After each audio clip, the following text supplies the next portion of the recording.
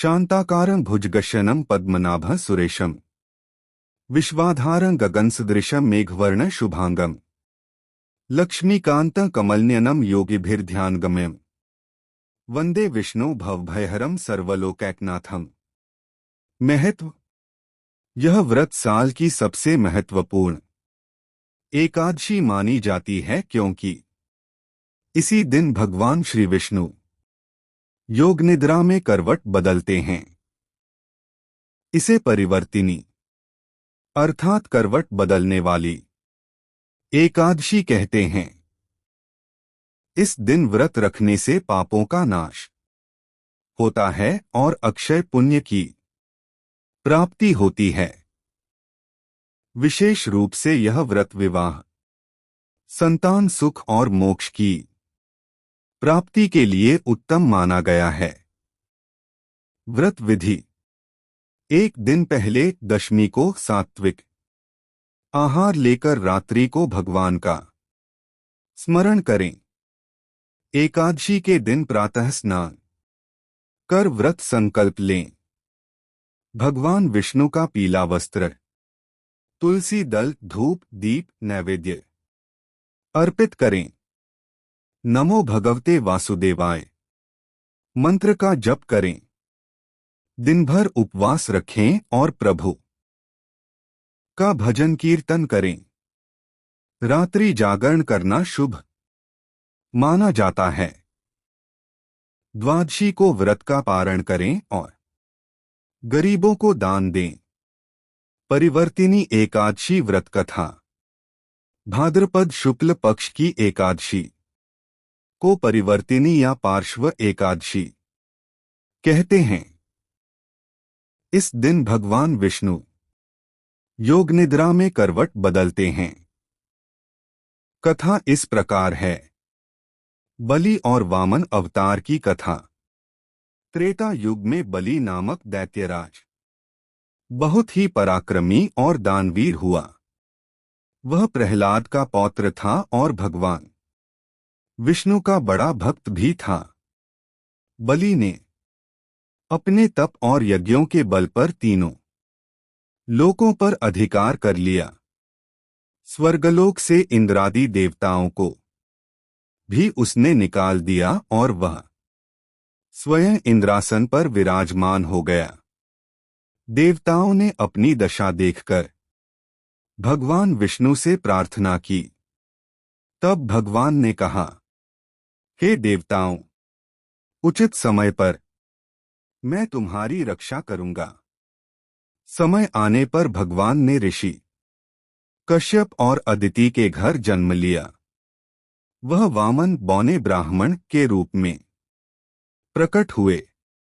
एक दिन बलि ने भव्य अश्वमेध यज्ञ का आयोजन किया। सभी ब्राह्मण, गुरु शुक्राचार्य और प्रजाजन वहां उपस्थित थे। उसी समय एक तेजस्वी ब्राह्मण कुमार भगवान वामन वहां पहुंचे।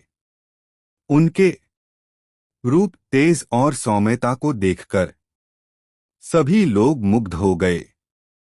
बलि ने आदरपूर्वक उन्हें बैठाया और कहा, हे ब्राह्मण कुमार, आप जो भी चाहें मुझसे निःसंकोच मांग सकते हैं।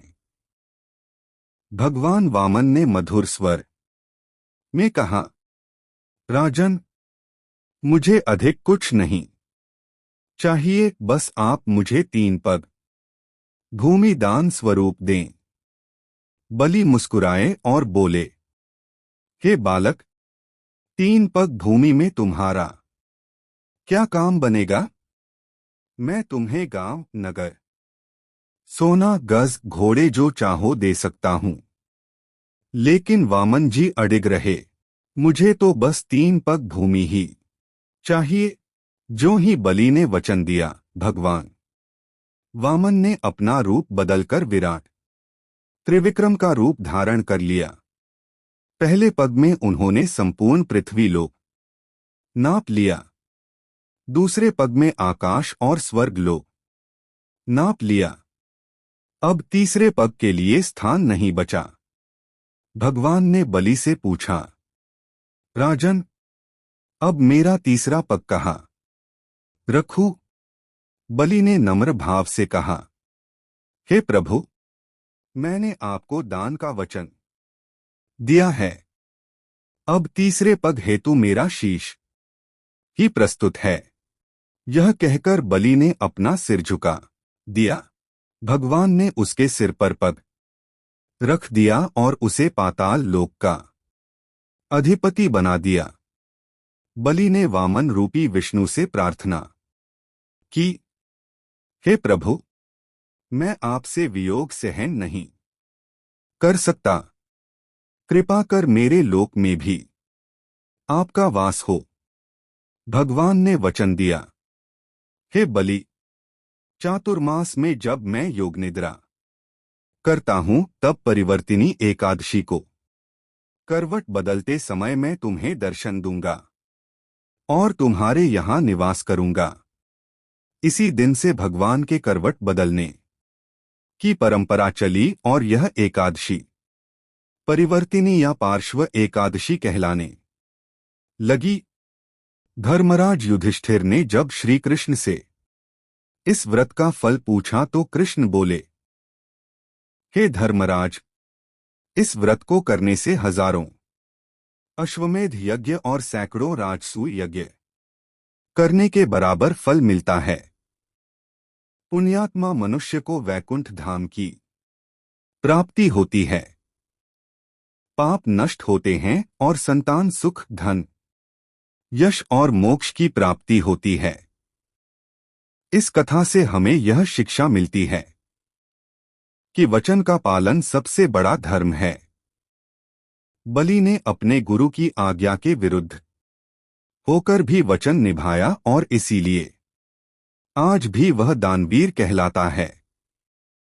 साथ ही यह व्रत करने से मनुष्य जीवन में स्थिरता, धर्म और ईश्वर का आशीर्वाद मिलता है। फल, इस व्रत से संतान, धन, सुख, सौभाग्य और मोक्ष की प्राप्ति होती है। यह व्रत हजारों अश्वमेध यज्ञ और सैकड़ों राजसूय यज्ञ करने के बराबर फलदायी है। जो भक्त श्रद्धा से इस व्रत का पालन करता है उसे विष्णु लोक की प्राप्ति होती है। इति श्री पद्मपुराणे परिवर्तिनी एकादशी महात्म्य कथा संपूर्णम। जो कोई भक्त श्रद्धापूर्वक इस कथा को सुनता या सुनाता है वह समस्त पापों से मुक्त होकर विष्णुलोक को प्राप्त होता है। अगर आपको ये कथा पसंद आई हो तो इसे जरूर लाइक करें, अपने परिवार और दोस्तों के साथ शेयर करें और हमारे चैनल को सब्सक्राइब करना न भूलें।